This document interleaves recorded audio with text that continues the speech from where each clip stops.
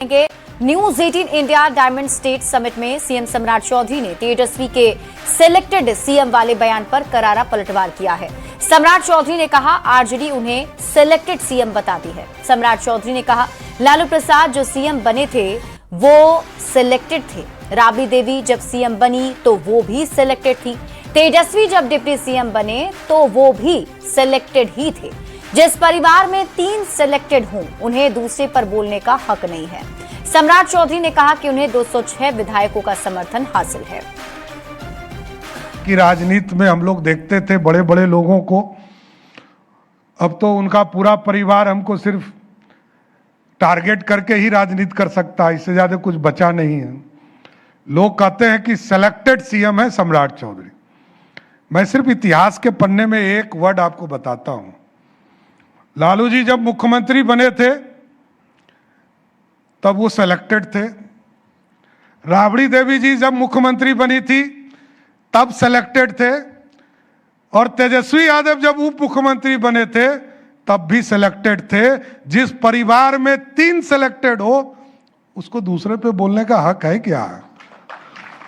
अरे मैं तो पार्टी ने मौका दिया, मैं स्पष्ट मानता हूं भारतीय जनता पार्टी की विचारधारा, एनडीए की विचारधारा, मोदी जी और नीतीश जी का आशीर्वाद और तमाम विधायकों का समर्थन किसी को मुख्यमंत्री बनाता, यही लोकतंत्र है।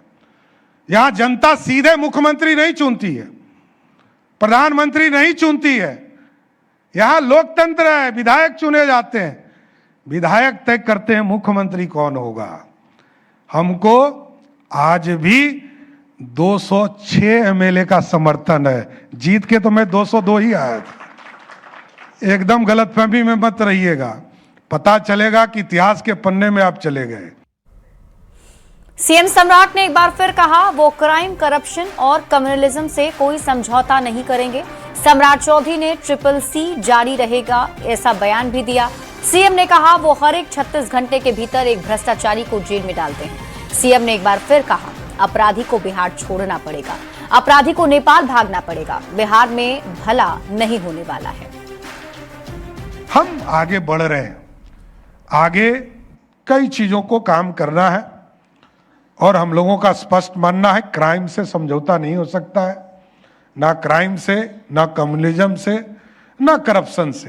ये CCC जारी रहेगा और इस अभियान पर आप देखते होंगे प्रत्येक 36 घंटे के अंदर एक भ्रष्टाचारी को मैं जेल के अंदर डालता हूं।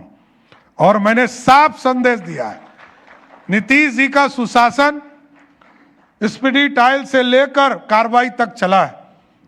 मैं उससे थोड़ा और टफ होकर मैंने कहा है कि अपराधी को बिहार छोड़ना होगा, रहना है तो सुधर कर रहिए, नहीं तो नेपाल निकल जाइए, दूसरे किसी प्रदेश निकल जाइए, भगवान भला करेगा, बिहार में आपका भला नहीं होने वाला है।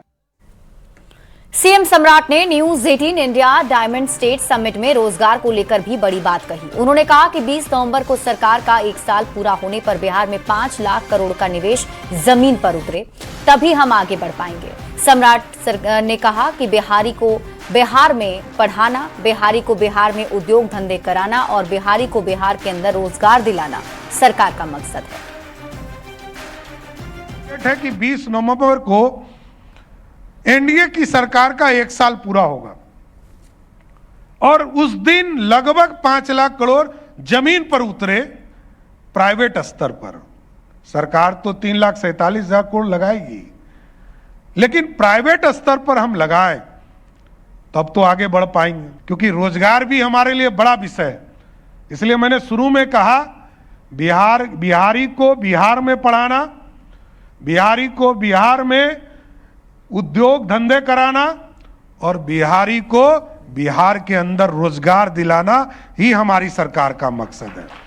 क्योंकि बिहार के लोग जब तक बिहार में इंडस्ट्री के साथ साथ रोजगार नहीं करेंगे तब तक आगे हम नहीं बढ़ पाएंगे।